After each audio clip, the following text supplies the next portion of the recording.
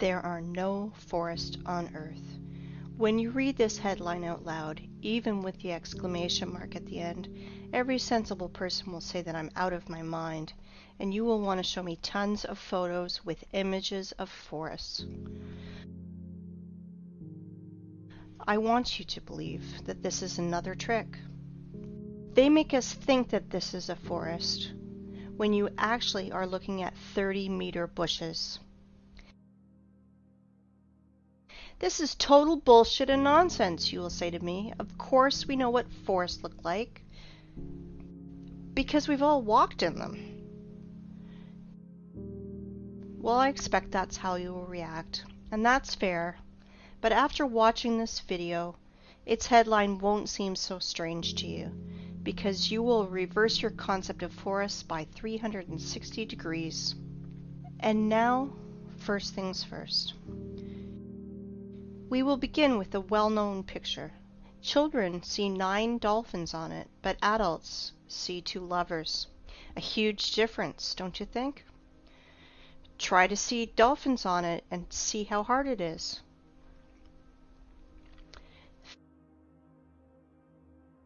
Feminine fruities just won't transform into dolphins for most adults.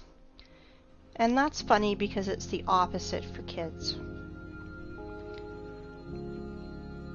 There is only one picture, but we see it completely differently. What is more, children and adults can't exchange perceptions. Why is this the case? It is simple. Eyes see the way the Matrix ordered them to, but that's not the way the real world looks. Our eyes become traitors over time. We were blinded while in childhood. The outward world is quite different. We see things through a prism of habit and experience. And this prism distorts everything completely. At 30 years of age, this prism works to protect your mind. And at 40, you could go crazy without this prism. Do you think I'm exaggerating? Look at this photo. I'm claiming that it is from a mesa that was formed from a magmatic melt from the Earth's depths about 200 million years ago. You think I'm out of my mind? Maybe you're out of your mind. You will understand soon. We'll come back to this plot of grass later. For now, remember how we bumped into this old stump. Sometimes humans even try to take photos trying to hug the unhuggable trunk of a tree. But really, think about it. Old trees are a rarity. They are all registered, they are tracked, and are being kept in reserves, like memorials of nature. There is an uproar on the internet about forests. Why all forests in the earth, even in Siberia, are not older than 200 years old? Where are all the giants? It is right that the people are in an uproar about it, but I want to look at the problem from another angle, from the side of the Earth's poles. The thing is that even Soviet biologists found strangeness in the poles, and unnatural amounts of water kept in the ice and snow, and there's an unnatural percentage of carbon dioxide in the world's oceans. This abnormal concentration tells us exactly about a worldwide fire of the past. Using simple math, those scientists come to the conclusion that those fires carried away 99% of the Earth's biosphere. We all know that living cells consist of hydrogen and carbon, so the ice on the poles are made mostly from water, from burned organisms.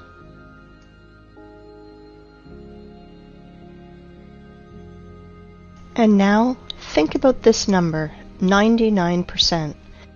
It means that everything that now grows, crawls, flies, swims, and runs on the earth is 20,000 times less in volume than before this catastrophe. 20,000 times. To imagine this, look at this picture. This piece of bread is humans, plants, animals. Just this pathetic small piece of bread on this large transport truck represents Earth's biosphere before those times. I hope you understand that today's myth of overpopulation is just pure hoax and nonsense. 100%. But here's the problem. Biologists divided this number between all the continents and only calculated into this figure the dry land, not all the ice and snow that is on the earth. And there's a lot of snow and ice. Fact is fact. But as always, illumination can come suddenly, and stereotypical thinking is to blame. 30-meter tall forests are like a virus that takes over both our brains and especially the brains of biologists, which prevent us from finding a solution to this problem. If plants can't fit broadwise, then we should fit them upwards, and then it should make sense. In this new theory, hypothetical forests of unthinkable height were drawn. And here's the thing. We found these old photos. This is the vandalous felling of the sequoias in the California redwood between 1880 and 1920. These trees miraculously survived the planet's bombardment in 1816. Just imagine how many years this tree needs to grow to these sizes. Then these terrible men come with saws and axes. 1, 2, and no more tree. In proportion of this tree, we can see a rule. The diameter of the stump is 3 times bigger than the woodcutter's or feller's growth. Let's look at this formula. You just think about it. You are entering a forest that is not usually 30 meters, but 100 meters. Here are your fairy forests from fairy tales and books. Forests that are lost because of such barbarians. I understand that they are just wage workers, and they must feed their families, that this is just an order from above. But if every single woodcutter refused to carry out these criminal orders, all the forests would be saved, because their demon bosses are too arrogant to do it with their own hands. And that is why I will send these merry woodcutters' defenders to a well-known place. Look at this photo carefully.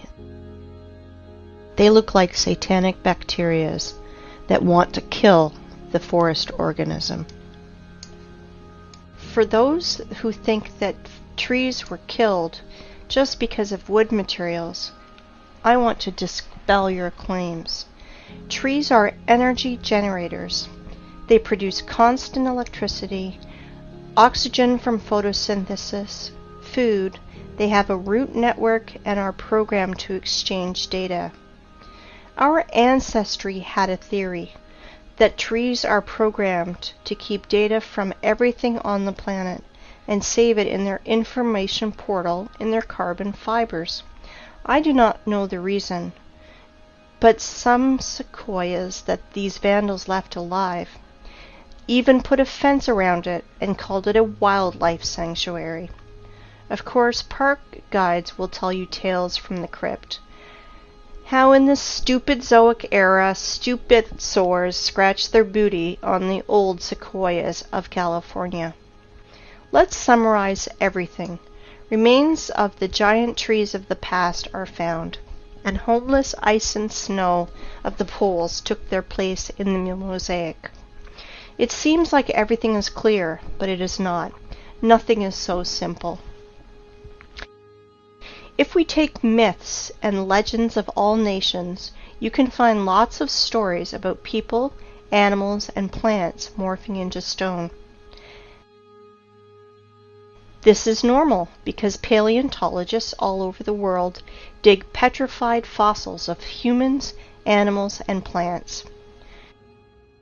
There are so many of them that old museums are overfilled with petrified fossils of clovers, frogs, lizards, pieces of dinosaurs, and so on. Frogs and clovers are fine, but what about the forests? Guys, where are the trees? Old sequoias of California do not fit here because they are made of carbon. It means they are not related to the Silicon era. Why do I know this? First off, they were cut and sawed by standard instruments. All axes and saws would break if they had to cut silicon. So where are the silicon trees, if those giants from carbon are not related to the Silicon era? Guess what? They were found. Guess where? In the same North America, in Arizona to be precise. Ah, this zone of the Aryans. There are so many things going on there. The giant quarry that is now called the Grand Canyon. Like one person under the nickname Wake Up Human said, it is an apogee of the cynicism to name Quarry Waste as a national park. It is not a national park. It is just a quarry. And think what the ancient Russian word's root kolo is doing in the opposite part of the world. And the root ra, I won't even mention. Here is the city of Aryans, from which left only the vortex that made Hooligan meteorite 50,000 years ago. That's how Wikipedia is telling us this total bullshit. Oh, and by the way, here are our silicon trees. I wanted to introduce to you the museum under the open sky.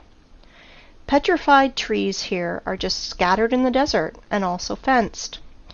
Everyone today can visit this circus called Petrified Forest National Park. In this park, petrified fossils are not common. They are unique. If turtles and frogs were petrified in pale gray boulders, then this trees morphed into semi-precious stones.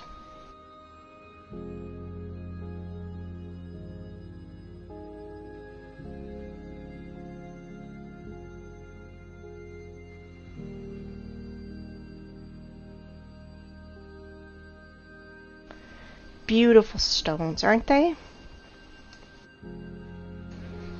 It is time to take stock.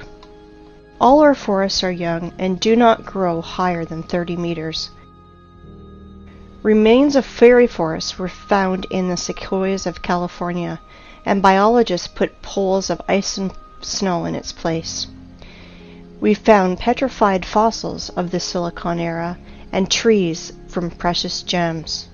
Now everything fits together, right? Or no? In a perfect world, everything fits. In our cursed hell, nothing fits. Since that time, when I was a kid and I saw petrified fossils on a TV show, I was tormented by that question. How is it possible for a frog to be morphed into a stone instead of rot like any organic body does? Let's see what Wikipedia tells us. Special rare conditions must be met in order for the fallen stem to be transformed into fossil wood or petrified wood. In general, the fallen plants get buried in an environment free of oxygen, which preserves the organic structure and general appearance. I understand this is dry British humor. If not, I will try to explain. You need some spontaneous disaster. For example, a volcanic eruption, tsunami, clay rain, which would quickly cover the frog and mammoth and make conserves from them, where bacteria won't decompose the corpse to the state of stinking manure. In other words, to make the body petrified, you need to cover or engulf the body and to compact it. According to so-called scientists, the tissue was organic, and then it magically turned into silicon. SiO2. Remember this formula. If you have ever buried your home pets, you can quickly run and dig them out. Your beloved pet is petrified, and you can put his statue on your table. Want to reproach me for such black humor? Redirect that to the official science community, which sells us such bullshit. A dead body has only two options. Dry up like an insect in a piece of amber, or the second option, just simply rot. Organic bodies will never turn into rubble. Never. This absurdity is invented to hide the truth. Magical morphing into stone is a little thing. Transforming wood into semi-precious stones, this is where the lies and ignorance become uncontrollable. Tell me how a stick of wood can become a semi-precious stone. You may have no answer, but I do, and we will discuss this later. For now, let's analyze what these gems show. I do not know about you, but I am confused by 3 points. First of all, according to the official story, these trees lost in an unequal battle against a neighbor volcano. Attention, 225 million years ago. But wait, there's more! This wood not only burned in hellfire, not only rotted into the wet ground, against all the laws of physics, chemistry, and biology, just transmorphed into precious gems.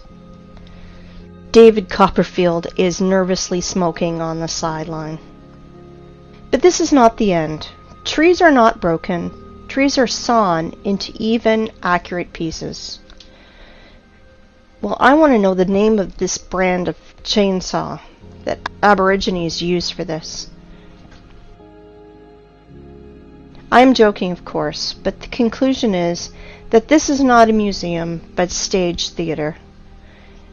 These trees were sawn and brought here by someone. You know, only a true fool would believe in the magical transformation of wood into precious stones and gems. Here's another question. For what purpose did they make this circus with all these scattered pieces of silicon life form? And did you pay attention to how small these silicon trees are? They are incomparable, even with the sequoias of California. But this one is simple. They are not trees. They are trees' branches, giant silicon trees. And these trees were so big that American sequoias near them look like sticks near the baobab. And while tourists are freaking out over these precious gems, no one is paying attention to the background, because everything is hidden in plain sight. To understand what I'm talking about, let's return to our favorite plot of grass. And I want to ask you, what do you see? A tree stump in the daisies? But I continue. This is mesa that was formed from the magnetic melt from the Earth's depths about 200 million years ago. Do not believe me? And now? Let me introduce to you, this is Devil's Tower, mesa, or so-called laccolith, that was formed from a magnetic melt from the Earth's depths about 200 million years ago. At least that's what Wikipedia tells us. And billions of people believe that this is mesa, laccolith, or a mountain. Really? Let's come closer to our tree stump. to look at his fantastically inexplicable columns. Let's look in the Wikipedia ones again. Igneous rock is formed through the cooling and solidification of magma or lava. Really? What a smart magmatic melt! It's just stood still and froze in the appearance of a perfect hexagonal column for 300 meters in the sky. You can synchronize your instruments with these miraculous columns. Were they squeezed out of cream injector, then tied in a bun like a broom, and then a big giant fan blew near to help the columns to curdle faster? Maybe the columns of Parthenon or Isaac's Cathedral were built in the same way. Gentlemen scientists, are you out of your mind writing this garbage? Humans, are you out of your mind believing this garbage? Claiming that this geometrical masterpiece appeared as the result of a lava fountain is the same bullshit as claiming that a racing car appears on the track because of an explosion at a Ferrari factory. Have you ever seen what a fountain of lava looks like? In those times, lava had artificial intelligence. Really? Comparative analysis. All columns are hexagonal. Why exactly hexagonal? Because the universe's masterpieces are built in this form. There are no snowflakes exactly the same, but all of them are in a perfect hexagonal shape. Bees, too, without the knowledge of mathematics, correctly identified that the regular hexagon has at least perimeter among all the other shapes of equal area, so you can fill this shape most efficiently. When bees build honeycombs, they instinctively try to make them as roomy as possible and spend as little wax as possible. Hexagonal shape is the most efficient, economical figure for building honeycomb. Blind sheep cannot understand that our universe is fractal. That is why there is no difference in what scale you study it. In the scale of a mountain or the scale of a tree that everyone has outside their window. And now let's open a botany textbook.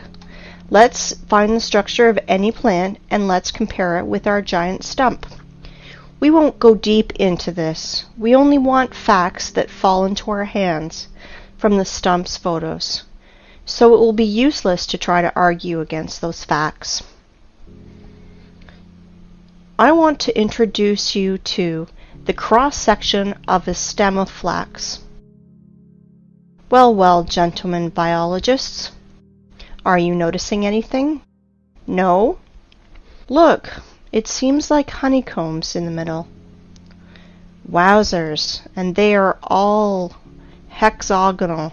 Well, well, what a coincidence. If we remove skin around this flax, our stump skin is the same. Let's look at the small rocks around it, and guess what? Flax looks exactly like our stump from the bird's eye. They look identical. Exactly. The stump's fibers, like the fibers of the flax, has a hexagonal shape that is strictly preserved. It is geometrical the entire length of the stem, and that is as much as 384 meters. I want you to pay attention. The stump's fibers are even stricter in their proportion, as we learn from the botany textbooks. They are no different for the whole length, but are relative to each other. It is a branch of armature hexagonal cross-section after leaving the metal rolling mill.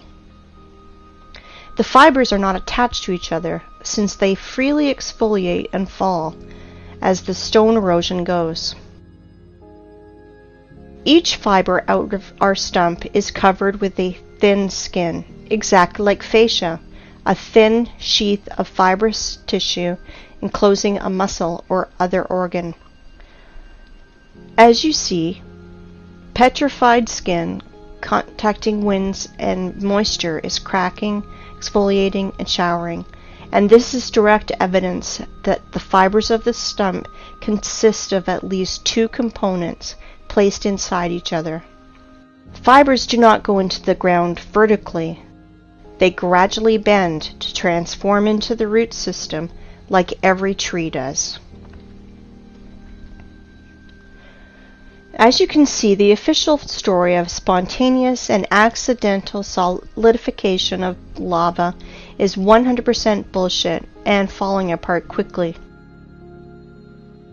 In 1977, Hollywood made a film called Close Encounters of the Third Kind, with Devil's Tower playing the main role, where we were told 100 times that this is a mountain where we can meet aliens, but this garbage is suitable for fools only.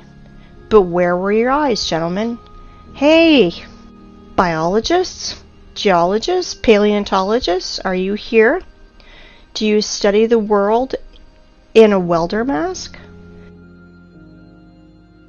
And now, let's find out the height of the tree, which was a stump one day. Let's use the formula that I mentioned earlier. The diameter of our stump is 300 meters at the base. So if we calculate 300 over 20, we will get the height of, are you ready? 6 kilometers, 19,685 feet. Just think about it. Everything is learned in comparison. I think we can put a big fat dot in here. Devil's Tower is a giant stump of a giant silicon tree with all the attributes of a normal stump that everybody's seen. But we should not underestimate the matrix that keeps all the cattle in the stables. I am sure that after such clear evidence there will still be deep sleeping people who will ask for more. If you think that that's all my arguments, I want to disappoint you, because I have so many trump cards up my sleeve, and I will enjoy every moment that I will throw them on the table. Well, we figured out everything about this stump. Let's move to another one. Yes? And you thought that this was the only one? You just need to remove your blinkers and you will see so much. Let me introduce to you Giant's Causeway in Ireland. Notice something familiar? Take a closer look. Again, hexagonal columns. Wow. If you did not notice the similarity to the Devil's Tower's fibers, you must be 100% blind. This is the same giant stump, but now it did not come out of the ground. This tree grew right on the sea's shore. The Giant's Causeway consists of almost 40,000 columns of such geometrical proportions that all the bees in the world would be jealous. Of course, all nerds declared it to be a national nature reserve.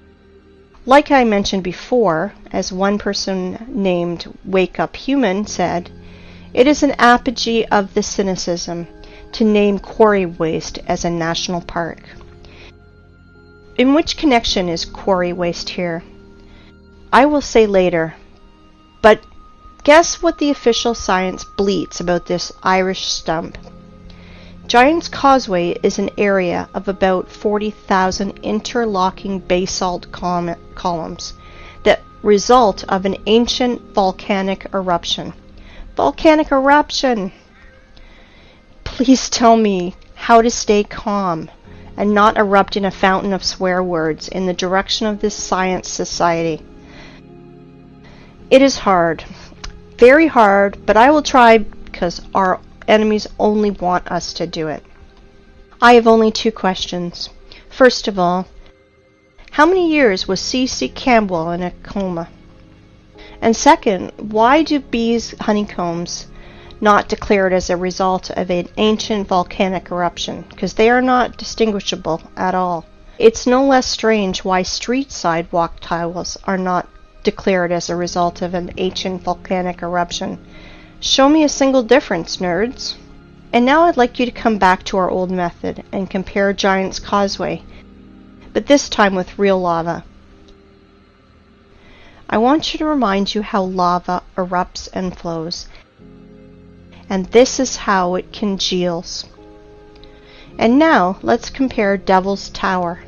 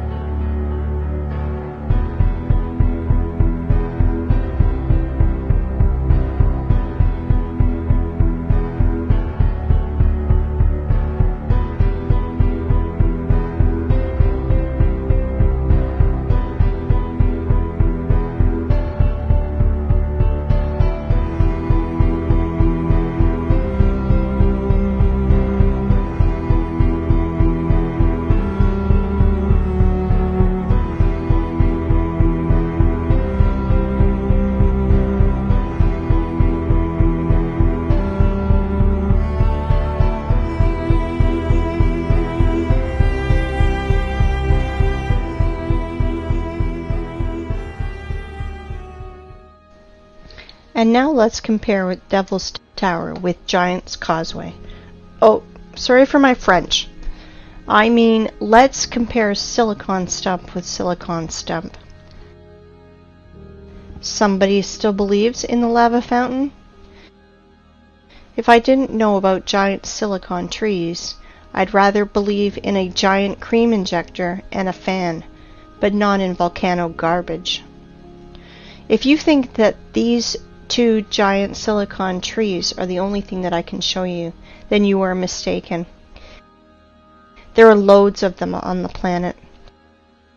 The funniest thing is that normal people do not realize that they are stumps.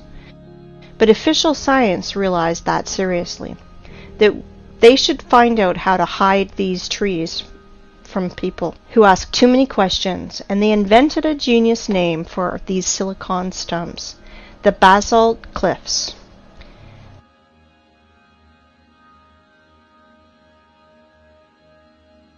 I want you to pay attention to these two pictures where fibers hang from the ceiling. How can volcanic version explain that? Lava was dripping, but its drops did not fall to the ground. The drops stuck by their hexagonal honeycombs to the major neighbor drops, which somehow reached the ground. Look at this picture. Just an everyday photo with this girl. It's good. But the only thing she does not realize is that she's sitting near the stump of a silicon tree. All artifacts are in plain sight, but the prism of the matrix do not allow us to see 9 dolphins. There are tons of silicon stumps in the network. You can research this topic yourself.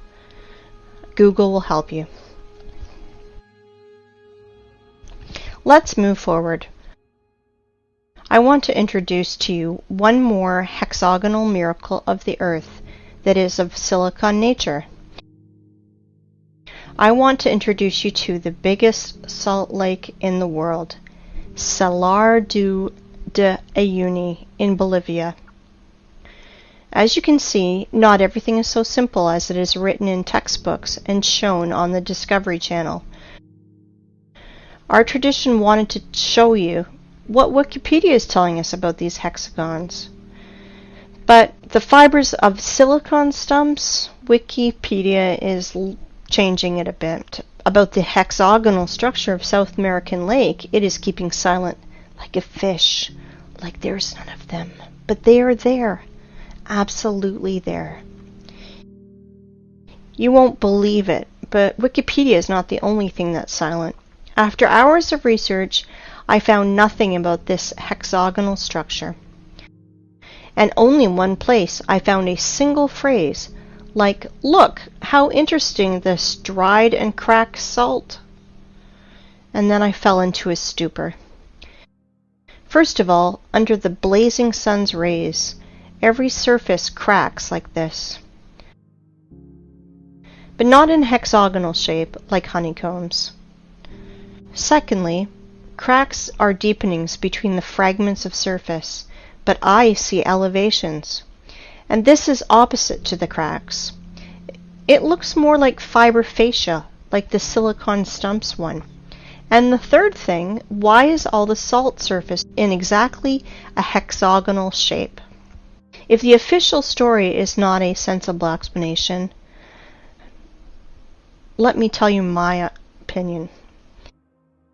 As Wake Up Human says, there are no salt lakes, just sludge settling tanks. I agree with him, but this is not the case.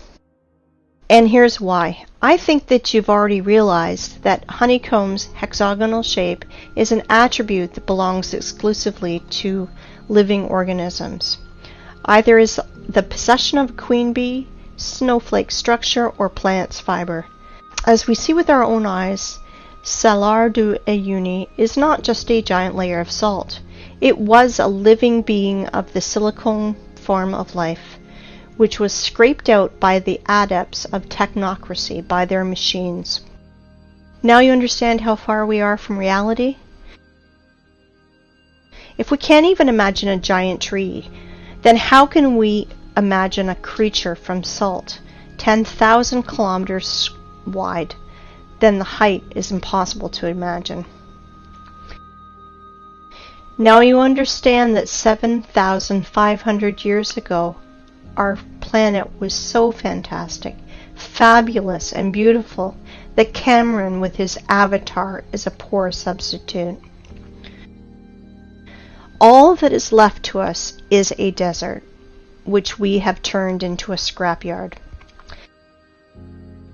And what I mean by saying scraped out by their machines, well, to be short, while our society was sleeping in this matrix, working 9 to 5 hours a day, doing useless things, dreaming useless dreams, our planet was literally being scraped out, and they are scraping it out now with their giant graders and machines. I will show you later. Well, the theoretical part is over now. It's time for the climax, and we are close to the runway. But before, we should return to our first stump and see one strange thing. I bet you did not notice. We saw many stumps, but this one is special. It has a flat surface on top, which means it was cut down. Yes, exactly, cut or sawed. And now our imagination is asking us, who cut it? For what? What did they cut it with? I will answer this question later. We will put these questions in the background because the stump that was cut is not a single one on the planet. I will tell you even more. Devil's Tower is a small one compared to the others. Boys and girls, our aircraft is ready to fly. Of course.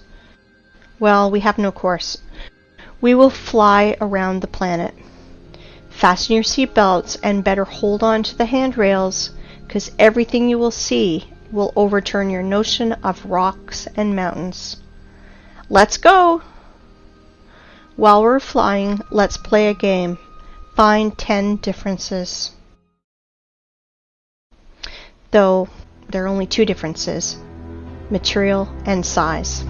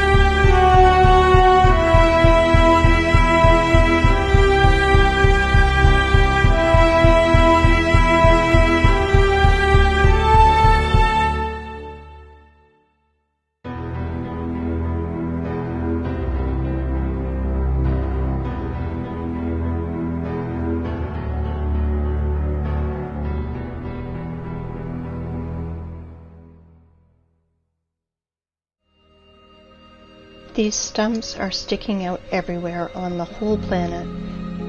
There are hundreds of them. Scientists call them mesas, which means table in Spanish, because they have a flat peak, flat as a table. Well, cool, stumps. And now let's remember the beginning of our conversation. We thought we saw forests and even walked in them. So what does it matter if they are only 30 meters high? Is there a difference? We're pleased with the one we have left. We enjoy its beauty. We are accustomed to these forests, so we don't need another. Then we discovered that the old forest was preserved in the U.S., which is described in fairy tales and myths, giant 100-meter sequoias. This is the picture our mind draws when we hear the words fairy forest. Let's think about the sequoias in California and the prism of matrix forces, otherwise our mind's protectors will melt, because Devil's Tower is actually a 6-kilometer high tree. But realize that Devil's Tower is a young plant compared to other trees on our planet. For example, this mountain in Cape Town in Africa is really impressive. This plateau is 3 kilometers in diameter. If we multiply 3 by 20, we will get a tree of 60 kilometers high. Do you have any clue how big its branches are? On one of the branches, you could easily place a huge residential area with all the shopping malls, schools, and parks. Just imagine how huge it is. Of course, your mind will never see that this mountain in Africa is really a tree that is 10 times higher than the Devil Tower tree, 60 kilometers higher. But guess what? That's not the limit. In the work of Russian scientist and poet Alexander Sergeyevich Pushkin, we can read about giant fairy oaks that was on the Bayan Island near Lokomori, and we now believe has been killed by our government. That oak was supposed to be the center of the earth and was some 100 kilometers high. Not sure how high, but for sure higher than the Cape Town one. This oak was the biggest plant on earth.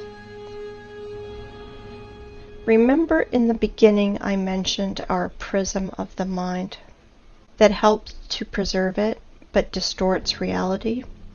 Ask any person to show you trees on the right photo, and he will immediately put his finger on the green on the ground. Without noticing that it's only pathetic bushes, it looks more like moss in comparison to this size. But definitely not a forest. Now you understand why we can't find 9 dolphins? But do not dwell on fish and stumps. Once again, I urge you to think in planetary sizes. If instead of dolphins and stumps, we see lovers and mountains, imagine what is hidden from us with a curtain.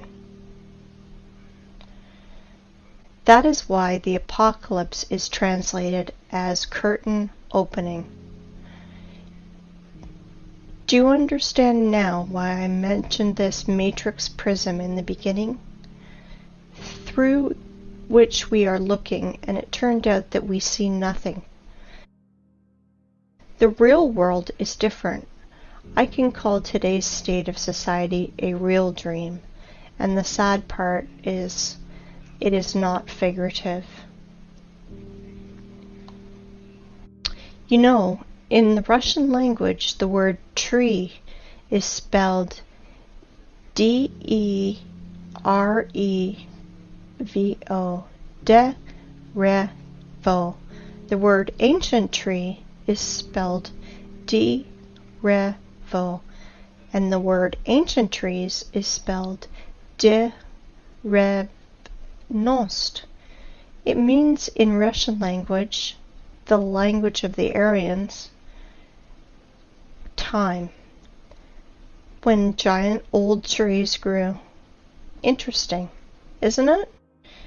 Well, let's put all that in our pocket and continue our flight. I think you will ask me, and maybe it's time to ask questions. Who cut down this forest? Why did they cut it? What did they use it for? No, it is too early to ask that. We know that the whole face of the planet was covered by giant vegetation. So we can ask ourselves, where did all the other forests go?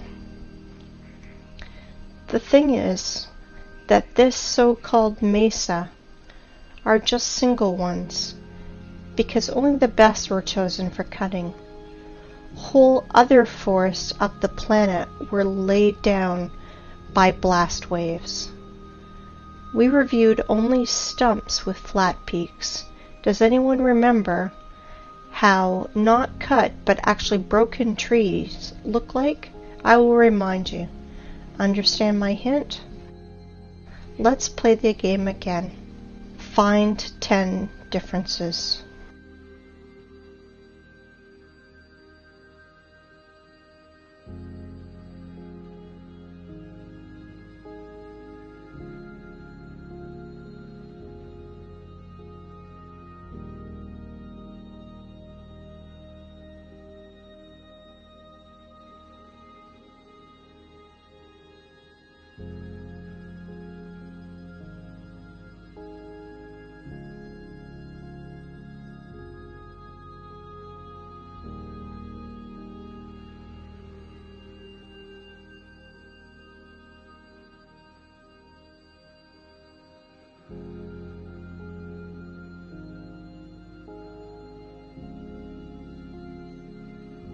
I think you understood the meaning of my words.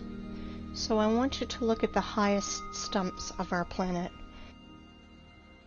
They were mined like a quarry and were broke by blasts. For example, the tree Everest.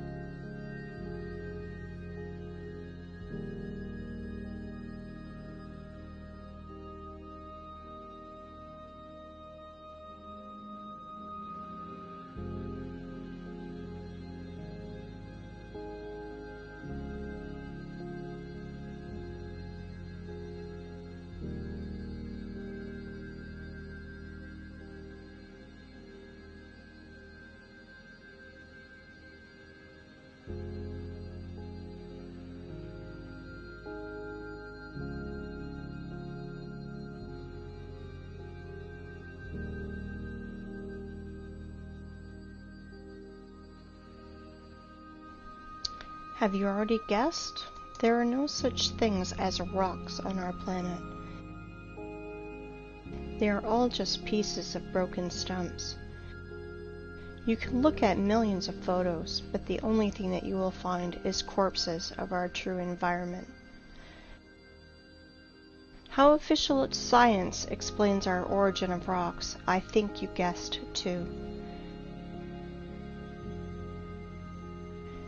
Now you understand why we are so charmed by rock? Why are all elite properties placed between rocks? Why the most clean materials for construction are pieces of rock? Because even if they are dead, they still emit powerful energy for us, mortal carbon human beings. Stone is a bridge between silicon and carbon life forms. And now, the important thing you must learn is how to distinguish rocks from mountains. They are completely different things. Rocks consist of solid pieces of ragged stone with fragments of fibers that reach to the sky. But mountain is just a pile of loose waste, which were brought on by giant machines. It has almost perfect cone shape, like every loose structure does. Sometimes those piles have chemical waste inside, And sometimes those wastes react with each other, and sometimes they burn, and sometimes explode. And then nerds in white coats scream that they invented a new volcano, and will immediately tell you stories from the crypt. How 200 million years ago this volcano formed those silicon stumps, and explain the origin of our street sidewalk tiles as a result of an ancient volcanic eruption. That is why there's no such thing as volcanoes, rocks, and mountains on our planet. You can throw out these terms from your vocabulary. Okay, let's fly further. So from our window you saw that absolutely all the rocks on our planet are just corpses of the silicon form of life. They are all fallen trees, you want to ask? No, not all of them have hexagonal structure like the Devil's Tower. Some of these rocks have lamellar structure or spongy structure, like our mushrooms do. Like liver is different from our heart or our lung, so our ancient world was so diverse that we can't identify or even imagine lots of species structure like our mushrooms do. Like liver is different from our heart or lung, so our ancient world was so diverse that we can't identify or even imagine lots of species and subspecies. Let me introduce this theme was covered in detail by Pavel Ulyanov. His YouTube name is Wake Up Humans. He did revolutionary work in the theme of geology and bucket wheel excavations work. Let me introduce to you this giant cuttlefish, which is a Badger 288, one of the world's biggest rotor excavators. And this is how those machines work. They crawl on its wheel parallel to the quarry wall. Giant wheels with ladles scratch at rock and ground, leaving concave wall.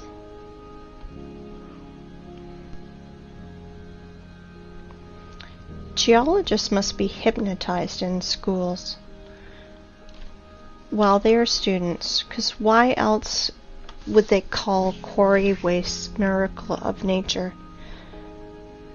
Like, for example, this cliff in Australia. Want to laugh? If you do not believe in the idiocy of this last stage, just Google wave rock and check the official explanation. 100% unbelievable how people buy into this. Some people will ask which stone was part of the living plant and which not. I want to tell you that at least 7,500 years ago there were no such things as stones. Everything you find now was part of our ecosystem. But then people said they want to be gods themselves, and they screwed everything up.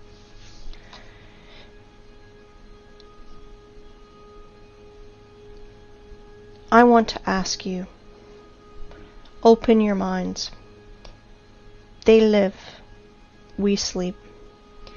But they not only live, they're also killing our planet. They are doing it right now, while you're watching this. Wake up, humans.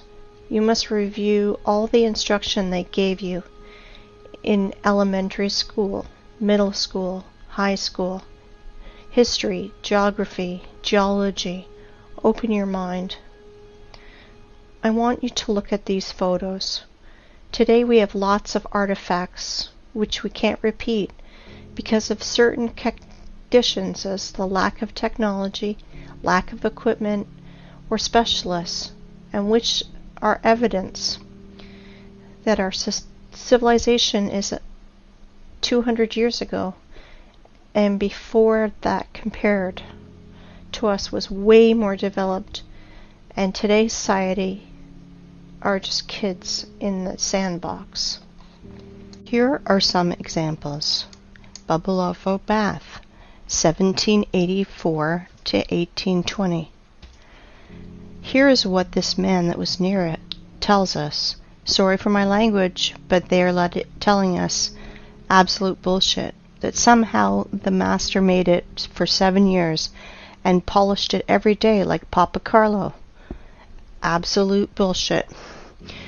With all my responsibility as a lathe man of 5th level, I declare that this is machine precision.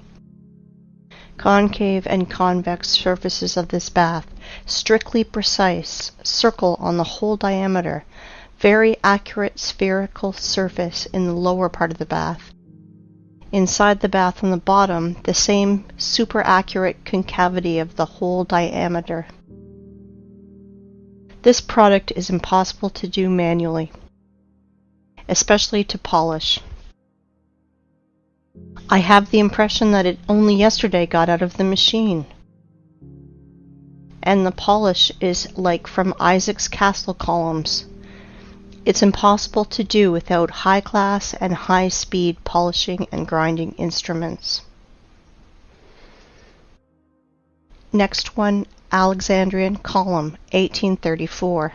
Weight is 600 tons, 27 meters high, granite. Impossible to do manually without turning this on a lathe machine. This column has the shape of entasis. It's simply impossible to do manually. Third, Peru Ollantaytambo. Polygonal docking of blocks. Weight is 40 to 120 tons. The level of adjustment you can see for yourself. Blocks are aligned in 3 dimensions. Capella San Severo. Made from a single piece of marble. This is impossible to do without an advanced CNC machine. For the last 50 years, there was nothing even close to the complexity of this execution. Nothing has been done by any sculptor, even with the advanced CNC machine. Marble tombstone on the Monumental Cemetery Strangolano Museum in Genoa. 6. Stone bridges in Sevastopol. Each polygonal stone of the bridge is essentially a single sculpture, an example of modern work. With the stone on the left, by today's standards, it is considered quite acceptable. All cities on this planet were built of stone in the antique style, with pre-designed layouts of streets, avenues, embankments, and so on. All cities had a stone bastion wall, the construction volume which is often equal to the construction volume of the whole city. Somewhere between 1780 and 1815 we experienced nuclear war. And it is likely not the first time in the world, which resulted in a nuclear winter in 1816. A year without summer. The Anglo-Saxons called it 1800 and froze to death. Here are some screenshots from Google Earth. Photos of nuclear craters in the territories such as Belarus. Such craters are easy to find.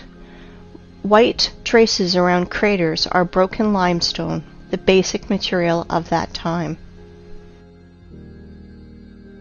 To visualize the damage, search in Google Roger Fenton Crimea or James Robertson Crimea and see the pictures.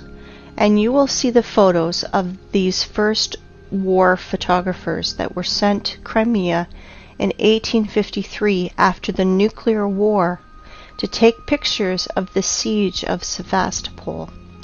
Compare vegetation then and today. This is an example of a photo of Sevastopol by Fenton. Until the 18th century, houses were built entirely of limestone. for cutting were used advanced machines to make perfect parallelepipeds. Here are some photos of a house in Crimea.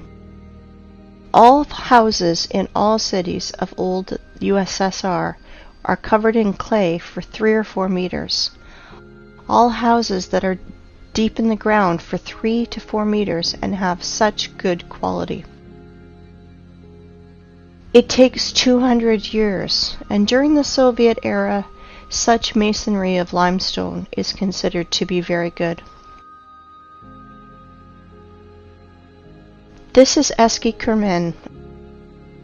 Illiterate guides will tell you that this is one of the cave cities of Crimea, where people lived. And when I asked about this track, I was told that this track was done by cartwheels of local nobility. And this is another so-called cave city of Crimea. And this is a modern quarry where limestone is mined. This photo is made before the revolution of 1917.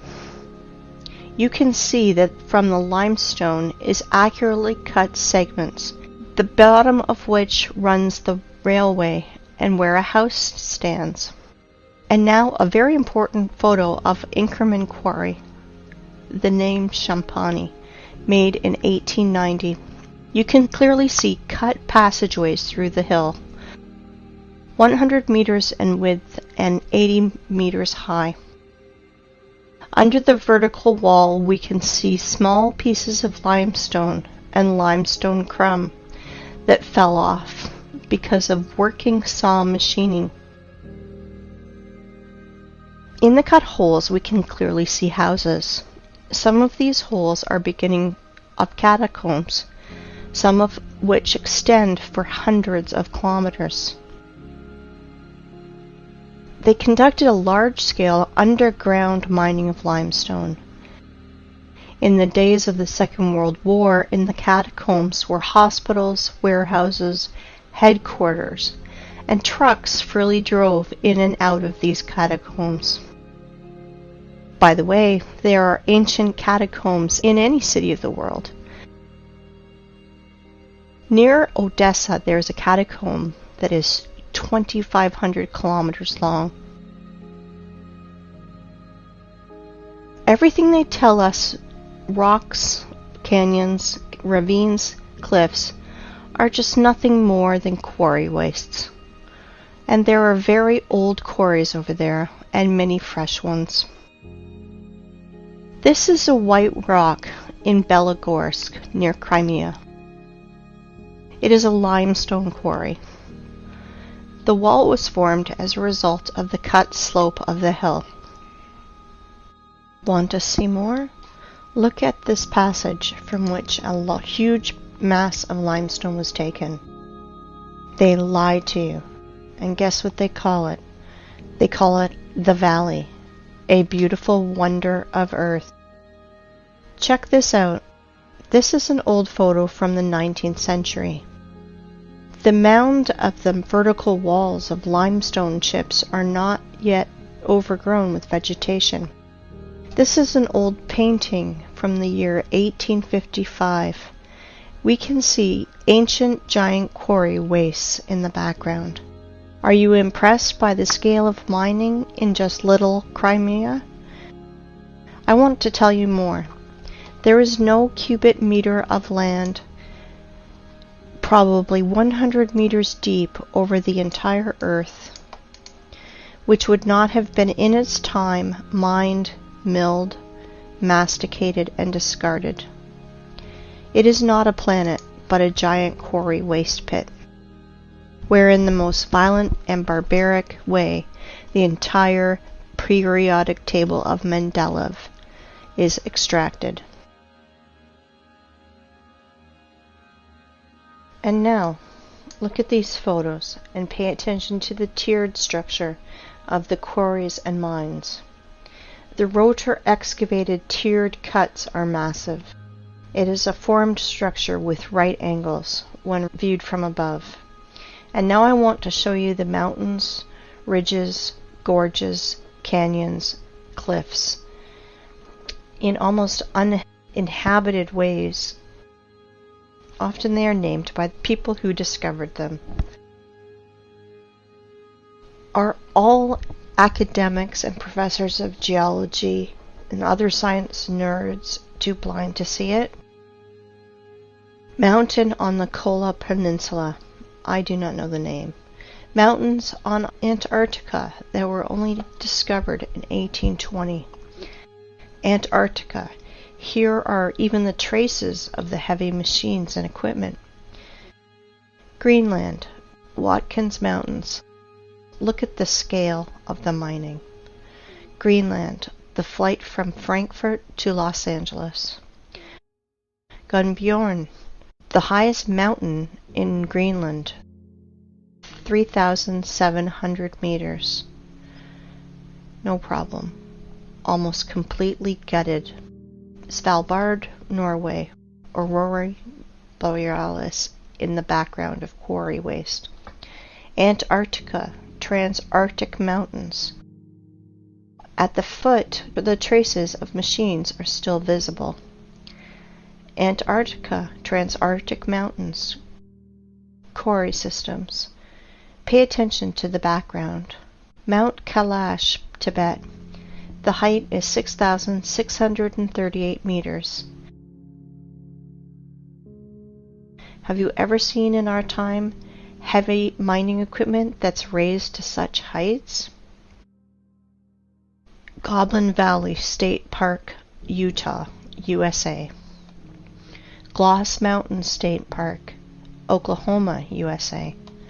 Grand Canyon, Arizona, USA. It's just a giant quarry, waste, gutted territory. Millions of tourists think that they are looking at a miracle of the world because they were told so. Quarry, Grand Canyon, Arizona, USA. Nowhere can we find traces of water erosion, only the shock explosive impacts on the silicon vegetation. Quarry, Rock Spitzberg. Quarry, Grand Canyon. The cut of the stone with a circular saw. Quarry in Australia, Blue Mountains. Blue Mountains from another angle. Blue Mountains, the vertical wall. Compare it with the marble quarry in the Alps. Marble mining in the Alps. Giant quarry. Do not know where. This photo is offered as wallpaper on your desktop across the internet. Caprock Canyons State Park, Texas. Again, a national park created from exhausted quarry wastes in the USA. In some quarry wastes where there is a lot of moisture, people do farming. Banao rice terraces. Again, Banao rice terraces. And this is Canyon de Chelly Nation Monument, USA. The saws apparently did tunneling. The so-called Painted Hills in Oregon. Mountains Ravine, South Africa. Orange River and Mountains. Timna National Park in Israel, just a quarry. Quarry, Green Canyon in China. Flooded quarry, Charak Reservoir in Uzbekistan. Flooded quarry, another angle. As you can see, there are no natural rocks, mountains, cliffs, and gorges on this planet. You know, while people argue on the internet how flat the earth is, like a pancake, or maybe a little concave, our masters are literally devouring our home and turning into a desert and a scrapyard. Guess what? It appears there are quarries on our planet the size of several countries. For example, in Tajikistan, Afghanistan, Uzbekistan, Turkmenistan, Kazakhstan, and Iran, there is almost no soil in these parts of the country, because a 100-meter layer of soil and all living things on it was removed. It looks like the Ural Sea and the Caspian Sea are just giant flooded quarries. Yes, all areas in the world that is painted yellow on Google Maps are the bottom of quarry wastes. Uzgurt Plateau. In the middle of the picture is a group of cars. If you fill this quarry with a layer of water 1,500 meters high, you will get an analogy of the Sea of Azov. And this is the Sea Azov, flooded old quarry. The bottom is as smooth as a table on which rotor excavators rolled. The maximum depth is 15 meters. Perhaps thorium was mined here. The edge of the Karakum Desert, the area of which is 350,000 kilometers squared. The impression is that planetary reapers worked here. In reality, quarry, for the rest of the population, Canyon Yangakala, the wonder of the world, in Turkmenistan. In reality, quarry, for the population, Plateau Tozber, Kazakhstan. USA Monument Valley, USA. Previously, this area was several hundred meters high, up to the stumps of the silicon trees in the background. Same Monument Valley, USA. Namibia. The desert is the bottom of a quarry. Egypt. The top layer is scraped out with soil, and all living things on it, also burnt by nuclear blast. Most part of Australia is cut and scraped almost completely. No soil, only red desert left. Australia, Nigeria, desert. The conclusion is deserts are 100% artificial. They emerged as a result of long-term mining activities. Even more, you can easily safely replace the words canyons, gorges, rocks, ravines, plateaus, mountain lake, and just simple lake in your vocabulary to the words quarry, mine, flooded quarry, flooded mine. Krivobor in Russia. Krivobor in a different angle. In the middle of this island, overgrown with bushes, stood a rotary excavator. Kruitvann in Switzerland, obviously the work of a rotary excavator. Siberia, Annabari Quarry. And now look at this. This is pile of waste rock in Donbass. The height sometimes reaches 300 meters. Inside them are chemical reactions. They burn, and sometimes they even explode when they accumulate excess pressure, and more. Let me introduce to you this pile of waste called Vesuvius in Italy. 1,281 meters high. But science nerds will tell you that this is a volcano because it is burning, even once it exploded. What a story! How people buy into it is beyond me. And now let's look at the biggest pile of waste, called terracons or volcanoes.